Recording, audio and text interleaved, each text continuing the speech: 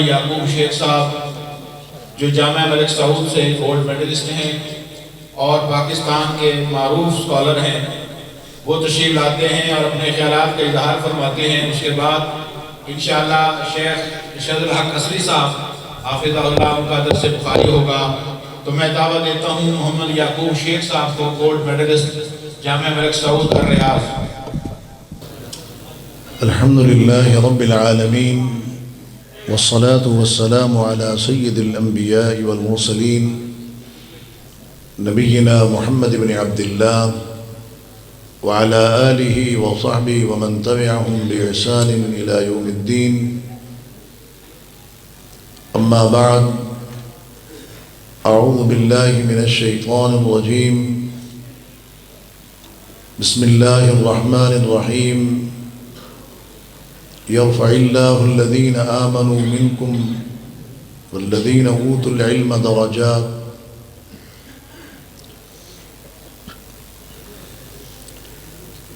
قابل صد احترام استاد العلماء شیخ الحدیث حضرت مولانا ارشاد الحق قصری صاحب حفظہ اللہ تعالی، برادر مکرم فضیلت الشیخ مولانا حفیظ اللہ بلوچ صاحب، قاری شاہد صاحب، قاری فیاض صاحب، اور اس ادارے کے روح رواں جماعت اہل حدیث پاکستان کے امیر محترم حافظ عبدالغفار روپڑی صاحب، محترم حافظ عبدالوہاب روپڑی صاحب حفظہم اللہ جمیعا، جس ادارے میں ہم یہاں جمع ہیں،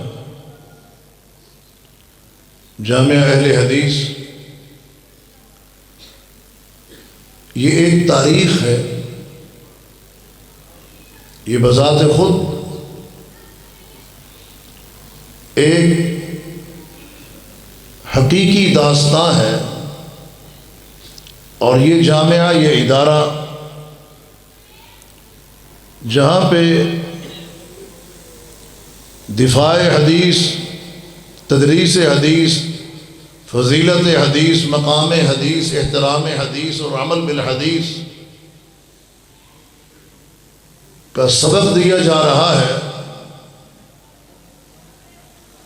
اور یہی وہ ادارہ ہے جہاں دنیا کا افضل ترین علم، قال اللہ قال الرسول کا علم، کتاب و سنت کا علم سکھلایا اور پڑھایا جاتا ہے، جہاں اس میدان میں اس ادارے نے ایک روشن تاریخ رقم کی ہے، وہاں اسی ادارے نے اسلام کے دفاع اور تحفظ کے لیے علم مناظرہ کو متعارف بھی کروایا ہے اور اس کے گر اور فن بھی سکھلائے، جس سے مسلک کا دفاع، اسلام کا احیاء اور ادعو الی سبیل ربک بالحکمہ والموعظۃ الحسنہ وجادلہم باللتی ہی احسن کے اسلوب بھی بتائے گئے اور اصول بھی سکھائے گئے۔ آج اس ادارے کی سالانہ تقریب ہے جو رات گئے تک اور بسا اوقات اذان فجر تک جاری رہتی ہے۔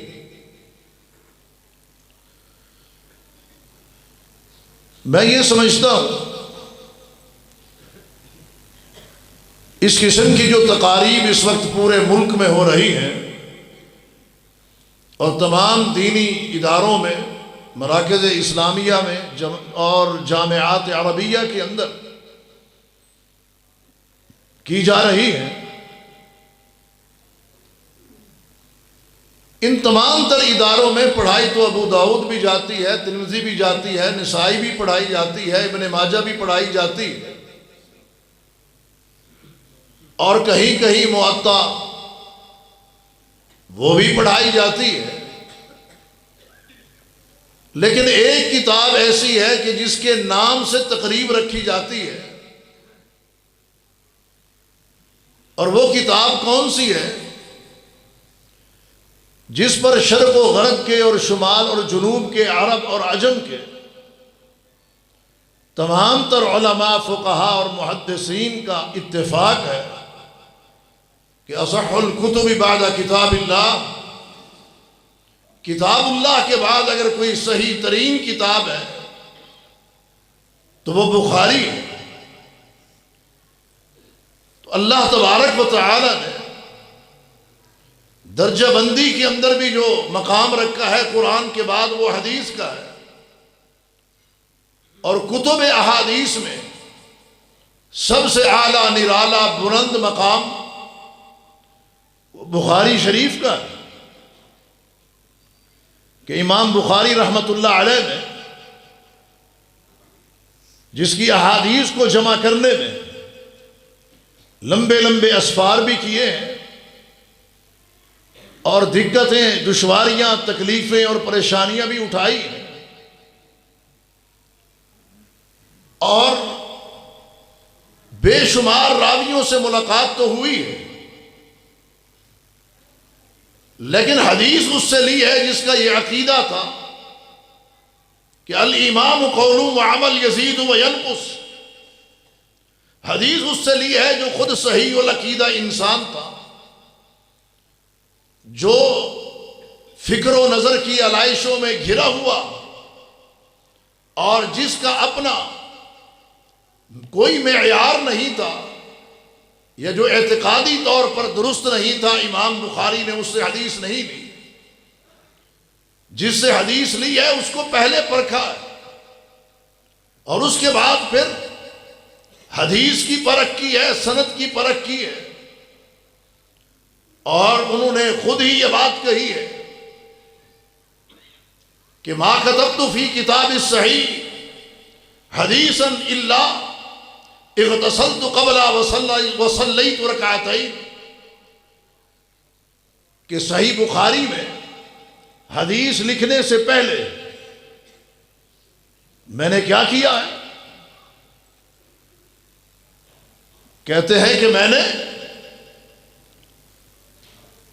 غسل کیا ہے، میں نے 2 رکعت نماز ادا کی ہے، اور بعض سیرت نگار یہ کہتے ہیں، اور انہوں نے یہ لکھا ہے کہ امام بخاری حدیث درج کرنے سے پہلے استخارہ بھی کیا کرتے تھے۔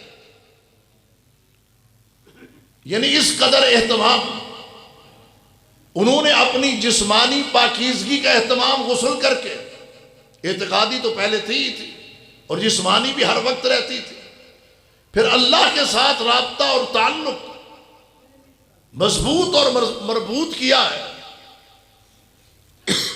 اور امام بخاری کی سیرت سے ہمیں یہی سبق ملتا ہے کہ جو بخاری شریف پڑھنے والے ہیں ان کو کس قسم کا ہونا چاہیے، ان کا لباس، ان کی جسمانی صفائی، غسل کا اہتمام، یا کم از کم وضو کا انتظام۔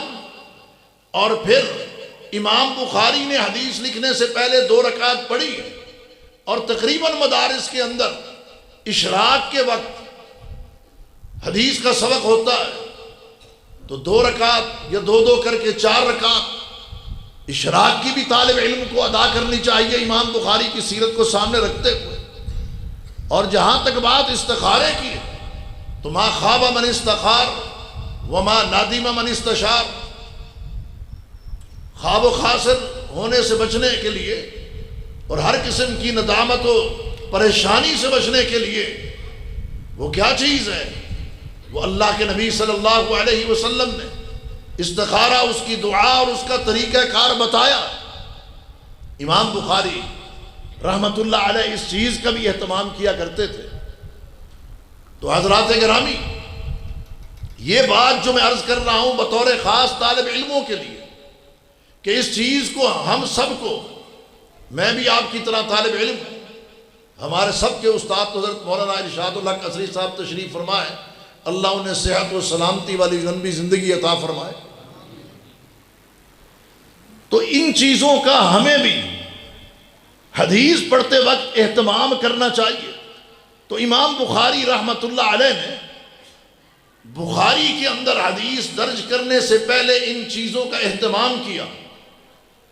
اور یہ بھی میں عرض کرتا چلوں، آج دنیا یہ کہتی ہے کہ امام بخاری جیسے رحمت اللہ علیہ صدیوں بعد پیدا ہوتے ہیں، اور کوئی کہتا ہے کہ ہمیں تو ان کے بعد کوئی نظر ہی نہیں آ رہا۔ اب افریقہ کے ممالک کے کچھ طلباء جو ہمارے ساتھ جامعۃ الملک سعود میں اور بعد میں مدینہ یونیورسٹی کے اندر پڑھتے تھے، ان طالب علم کو ہم نے یہ دیکھا ہے اور ان سے ملاقات بھی کی ہے، جو ہم سے سینئر تھے ان کو بھی دیکھا ہے کہ اگر شعر و ادب کے اندر ان کو دیکھتے تھے تو 3-4 ہزار عربی اشعار ان کو یاد تھے، اور اسی طریقے سے بخاری کے حافظ، مسلم کے حافظ، وہ تو عرب طلباء بھی تھے، اور اللؤلؤ والمرجان کے حافظ، اور ریاض الصالحین اور بلوغ المرام کے حافظ تو ہمیں وہ طالب علم جو ثانویہ کے اندر پڑھنے والے ہیں وہ سعودی عرب کے اندر دیکھنے کو ملتے تھے۔ اللہ اکبر و کبیرہ۔ تو امام بخاری کے متعلق جو یہ کہا جاتا ہے، آخر اس کی وجہ کیا ہے؟ یہ بات تو درست ہے کہ اللہ تبارک و تعالیٰ کا خاص الخاص انعام ہے امام بخاری رحمۃ اللہ علیہ پر، لیکن اس کے لیے میں ایک چیز عرض کرتا چلوں۔ بچوں کے والدین بھی یہاں آئے ہوئے ہیں، سرپرست بھی آئے ہوئے ہیں، تاجر برادری سے کچھ لوگ بھی آئے ہوئے ہیں۔ وہ کیا چیز ہے؟ اگر امام بخاری کی سیرت آپ اٹھا کے دیکھیں تو ان کے والد کے متعلق اگر آپ پڑھیں تو آپ کو یہ چیز ملے گی کہ امام بخاری رحمۃ اللہ علیہ کے والد یہ کہتے تھے کہ وہ تاجر بھی تھے اور محدث بھی تھے کہ میری کمائی میں 1 درہم نہ حرام کا ہے نہ شبے کا ہے۔ جب باپ کی کمائی حلال کی ہوگی تو بیٹے امام بخاری جیسے پیدا ہوں گے، جب رزق و روزی شک اور شبے سے پاک ہوگی تو بیٹے امام بخاری جیسے پیدا ہوں گے، پھر بیٹے محدث پیدا ہوں گے، پھر شیخ الحدیث پیدا ہوں گے، پھر معلم الحدیث پیدا ہوں گے۔ اور اگر لقمہ حرام ہم نے اپنی اولادوں کے پیٹ میں ڈالا، اور ہم حرام کماتے کیوں ہیں؟ کس لیے کماتے ہیں؟ کہ اولاد کا پیٹ بھرنا ہے۔ اور ایسے لوگوں سے کل کو اللہ نے جہنم بھرنی۔ اولاد کے بہتر اور روشن مستقبل کے لیے سارا کچھ کرتا ہے نا انسان۔ اب امام بخاری کے پیٹ میں جو باپ کی طرف سے لقمہ ڈلا ہے وہ لقمہ حلال تھا، نہ وہ لقمہ حرام تھا، نہ شک کا لقمہ تھا۔ تو اس قسم کے لقمے کا جب اہتمام والدین کی طرف سے ہو تو پھر اللہ تبارک و تعالیٰ بیٹے بھی ایسے پیدا کرتا ہے۔ جہاں باپ کی حلال کمائی امام بخاری کی سیرت و کردار میں کام کر گئی، وہاں ماں کی دعائیں کہ بیٹا ہے آنکھوں سے نبینا ہو چکا ہے، ماں نے اس قدر اللہ سے گڑ گڑا کے دعائیں کی، اس قدر آنسو بہائے، اس قدر آنسو بہائے کہ سیدنا ابراہیم خلیل اللہ خواب میں اور کہا کہ اللہ تعالیٰ نے تیری دعاؤں کی بدولت تیرے بیٹے کی نظر واپس پلٹا دی۔ لا يرد القضاء الا الدعاء۔ کیا آج وہ مائیں ہیں کہ جو اپنے بیٹوں کو جامعات میں، مدارس میں، مراکز میں روانہ کرنے کے بعد اس قدر اللہ سے گڑ گڑا کے دعائیں کریں؟ اور کرنی چاہیے۔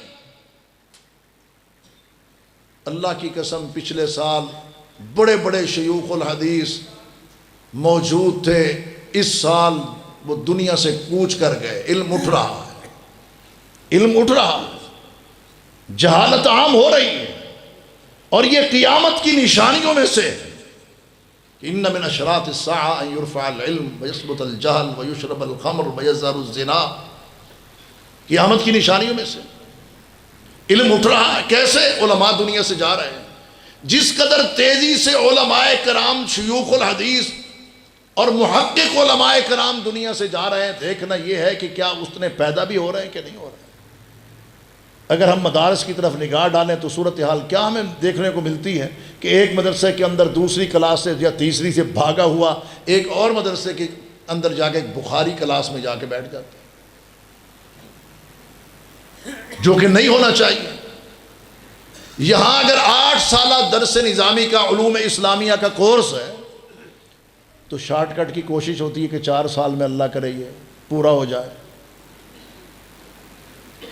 اور پھر جب یہاں سے طالب علم بیرون دنیا پڑھنے کے لیے جاتے ہیں، وہاں 4 سال کا کورس ہو. محترم بھائی شیخ حفیظ اللہ بلوچ صاحب انشاءاللہ اس بات کی گواہی دیں گے اور تائید بھی کریں گے. یہاں 4 سال کا جو کورس ہے، 8 سال کا کورس ہے، وہ شارٹ کٹ مارتے ہیں.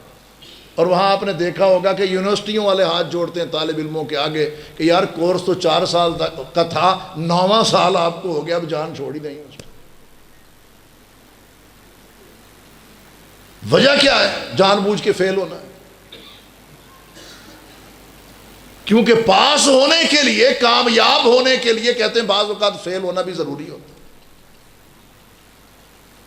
اور وہ کامیابی کیا ہے؟ کہ بس یہی رہنا ہے، وقت گزارنا ہے. اگر آپ امام بخاری رحمت اللہ علیہ کی سیرت اٹھا کے دیکھیں، اللہ کی قسم اس قدر اس دور کے اندر تیزی کے ساتھ سفر کرتے تھے، انسان کی عقل دنگ رہ جاتی ہے. کہیں خچر ہے، کہیں گدھا ہے، کہیں اونٹ ہے، کہیں گھوڑا ہے، اور کہیں پیدل ہے، کہیں کشتی ہے، کہیں یعنی جو میسر آیا مختصر زندگی میں بہت بڑا کام کر گئے.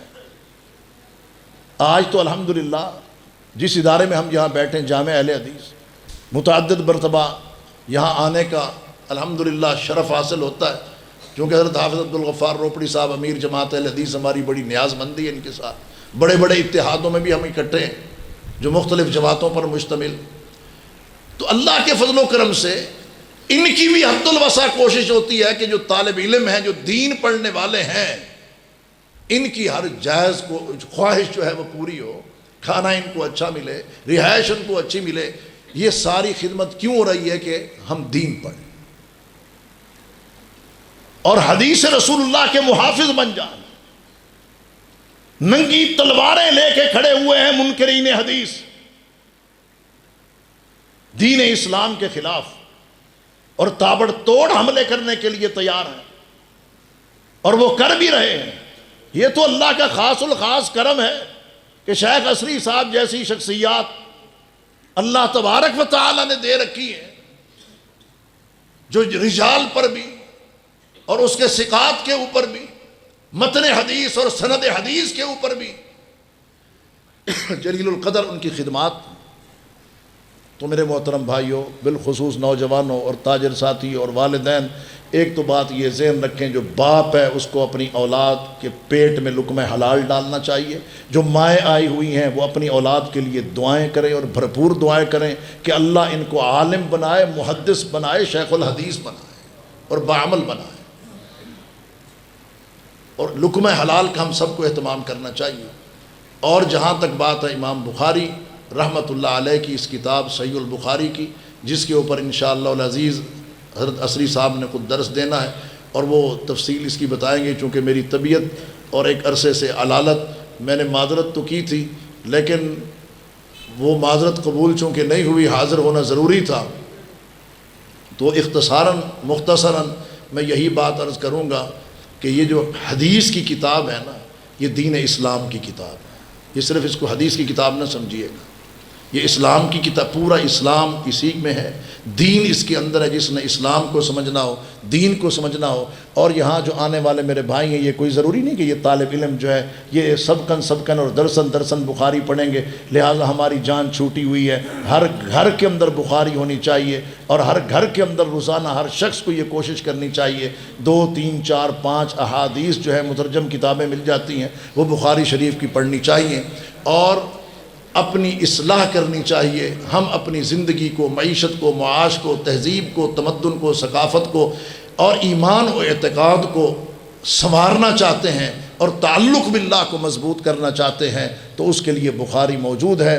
اور جو اس کے جمع کرنے والے ہیں امام بخاری رحمۃ اللہ علیہ، اللہ تبارک و تعالی نے ان کو جو بلند مقام عطا کیا ہے وہ بھی حدیث رسول اللہ صلی اللہ علیہ وسلم کی وجہ سے کیا ہے کہ اس وقت شرق و غرب میں ان کا شہرہ ہے، شرق و غرب میں ان کی عزت ہے اور ان کا وقار ہے.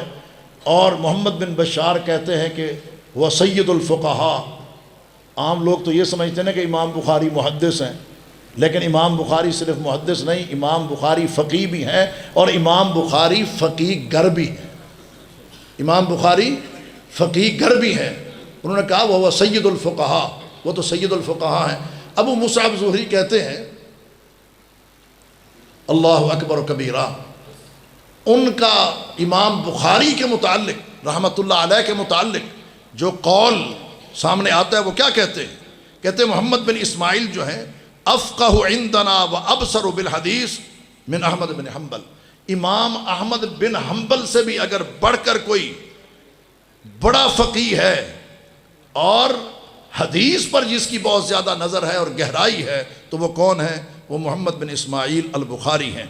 قتیبہ بن سعید سے ابو یعقوب نے اپنے ساتھیوں کے ہمراہ یہ بات پوچھی کہ آپ بتائیں کہ امام بخاری کو آپ کیسا محسوس کرتے ہیں؟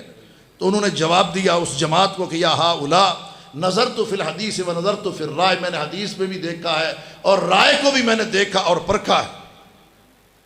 اللہ اکبر کبیرہ۔ وجلست الفقہاء والزہاد والعباد، اور فقہا کی مجالس کے اندر بھی مجھے بیٹھنے کی یہ سعادت حاصل ہوئی ہے، اور بڑے بڑے زاہدوں اور عابدوں کی مجلس کے اندر بھی۔ تو فقاہت میں، زہد میں، عبادات میں، تقوی میں، پرہیزگاری میں ما رأیت منذ عقلت مثل محمد بن اسماعیل البخاری، تو میں نے محمد بن اسماعیل بخاری جیسا نہیں پایا۔ بات یہ سمجھ آئی کہ امام بخاری جہاں بہت بڑے محدث فقیہ اور عالم تھے وہاں بہت بڑے عابد اور زاہد بھی تھے۔ اللہ اکبر و کبیرہ۔ اس حوالے سے امام بخاری رحمۃ اللہ علیہ کا جو اعزاز ہے، جو ان کا احترام ہے، جو عزت ہے، آپ دیکھیے کہ آپ اس چیز سے اندازہ لگا سکتے ہیں کہ امام مسلم، امام بخاری کے بعد ان کا نمبر آتا ہے اور صحیح بخاری کے بعد صحیح مسلم کا نمبر آتا ہے، تو ان کی صورتحال کیا ہے؟ وہ امام بخاری رحمۃ اللہ علیہ کے پاس آئے، فقبل بین عینی، آ کے آپ کی پیشانی پہ بوسہ دیا اور کیا کہنے لگے؟ دعنی ان اقبل رجلیک، مجھے اجازت دیجیے میں آپ کی قدم بوسی کروں، یا امیر المؤمنین فی الحدیث و سید الفقہاء، اے فقیہوں کے سردار، اے حدیث کے امام، مجھے اس بات کی اجازت دیجیے میں آپ کی قدم بوسی کروں۔ امام بخاری کے جس کے قدم بوسی کرنا بھی امام مسلم اپنے لیے اعزاز سمجھا کرتے تھے، یہ اللہ نے ان کو عزت و شرف عطا کیا ہے۔ تو اس حدیث کی خدمت کی وجہ سے ہمیں اس بات کا عزم کرنا چاہیے کہ ہم نے انشاءاللہ العزیز حدیث کی خدمت کے لیے ہم نے آگے بڑھنا ہے۔ یہ شرف و عزت والا، خیر و برکت والا کام ہے، اور جس طرح میں نے آپ کے سامنے یہ بات رکھی ہے، یہ موقع نہیں ہے کہ حجیت حدیث، دفاع حدیث، فوائد حدیث، ثمرات حدیث، فضیلت حدیث اور حدیث کے خلاف جو کچھ چیمہ گوئیاں کی جا رہی ہیں کہ ان موضوعات کے اوپر کوئی بات چیت ہو۔ دعا ہے اللہ رب العالمین جامع اہل حدیث کو شاد و آباد رکھے۔ آپ طلباء سب کو مبارکباد، آپ مبارکباد کے مستحق ہیں، آپ کو، آپ کے والدین کو بہت بہت مبارک ہو۔